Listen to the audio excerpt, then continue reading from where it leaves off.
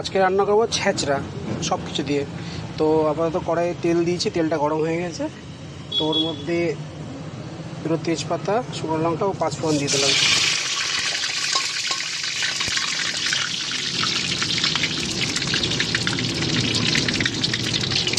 একটু ফোড়নটা নেড়ে নেব। ফোড়নটা হয়ে গেছে, এর মধ্যে কাটা আলু এই সবজিটা দেবো। তো আগে আলুটা দিয়ে নেব।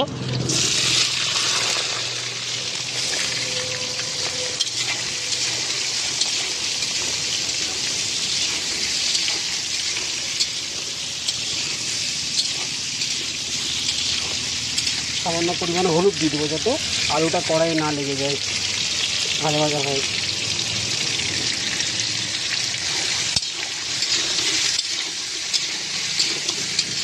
এখন একটু আলুটাকে ভেজে নেব।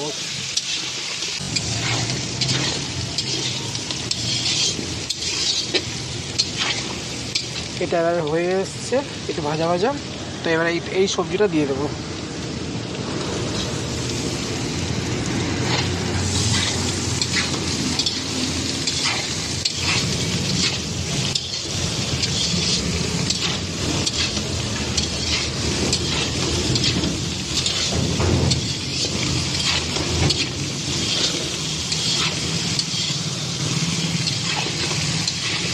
খানিকক্ষণ এটাকে একটু কষে নেব।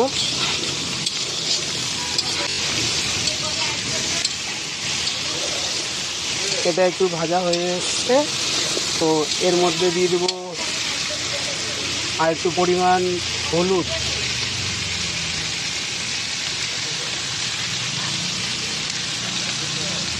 লঙ্কার গুঁড়ো,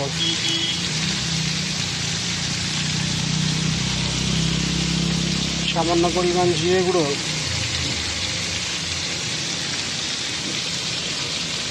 ও লবণ পরিমাণ মতো। এবার এই সবগুলোকে একসঙ্গে ভালো করে নেড়ে কষবো যাতে জিনিসটা ভাজা ভাজা হয়ে আসে এবং সিদ্ধটা হয়ে যায়।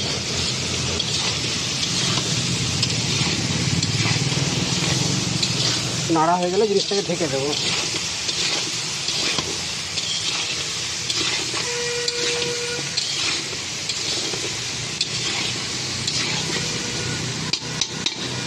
এই টাইমে গ্যাসের ফ্লেমটাকে একটু স্লো করে দেবো।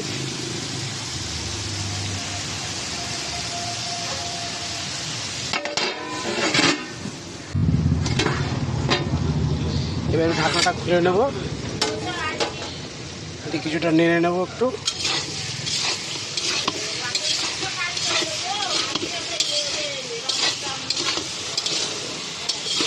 এতে আস্তে আস্তে সেদ্ধ হচ্ছে, জিনিসটা কষাও হচ্ছে।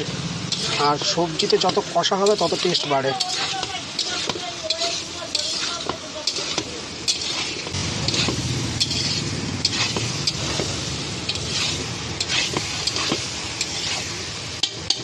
এটা আমার কষা হয়ে গেছে, এতে সামান্য পরিমাণ জল দিয়ে দেবো যাতে এটা সিদ্ধ হয়ে যায়।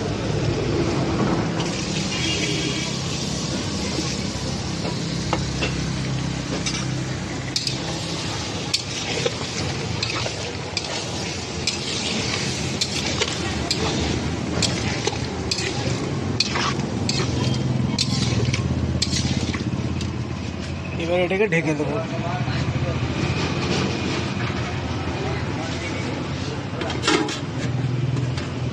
এবার ঢাকনাটাকে খুলে নেব।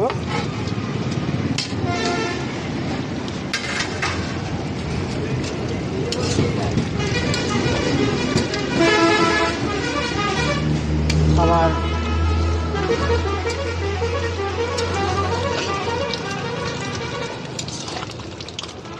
এবার নামানোর আগে একটু লবণ আর ঝালটা দেখে নিয়ে এর মধ্যে একটু চিনি দিয়ে দেবো।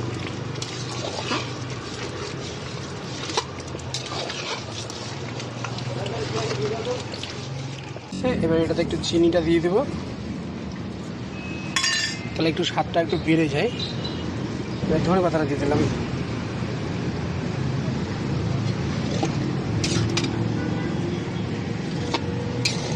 একটু নেড়ে নেবো, নেড়ে নামিয়ে দেবো।